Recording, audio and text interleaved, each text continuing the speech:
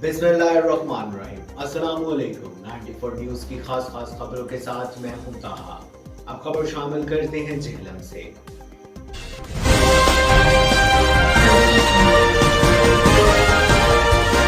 झेलम से राजा शाहिद की रिपोर्ट के मुताबिक तहसील दीना के नवाही इलाका पंजाटा के रिहायशी अफराद अपनी फरियाद लेकर प्रेस क्लब झेलम पहुंच गए। जुल्म के मारे लोगों का कहना है कि इनके गांव के दो भाइयों ने इनका जीना हराम किया हुआ है। एडवोकेट अदील फराज और इसका भाई बिलावल फराज, इन दोनों भाइयों ने इलाके के लोगों को परेशान किया हुआ है। रिपोर्ट के मुताबिक एडवोकेट अदील फराज ने हम पर झूठे मुकदमात बना रखे हैं और आए दिन हमें कचहरी के चक्कर लगवाता है।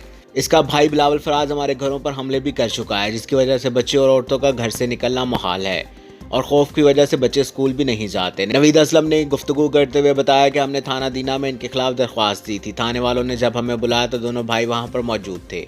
थाने में पुलिस के सामने इन लोगों ने हम पर तशद्दुद किया और उल्टा पुलिस ने हमें हवालात में बंद कर दिया, क्योंकि अदील फराज पुलिस का टाउट भी है।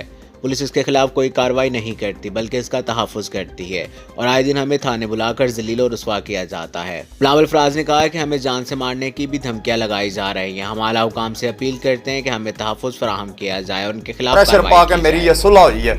मैं ये अपील करना पंजाब के वजीरे आला के भी, इमरान खान साहब अगे भी, लिहाजा चीफ ऑफ आर्मी स्टाफ वास्ते मैनूं इंसाफ दिता जाए।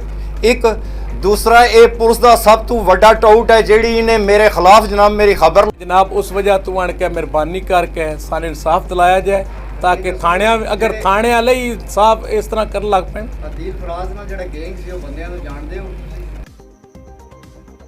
अब तक के लिए सिर्फ इतना ही। मजीद खबरों और अपडेट के लिए 94 न्यूज के साथ रहिएगा। अपना ख्याल रखिएगा। अल्लाह हाफिज।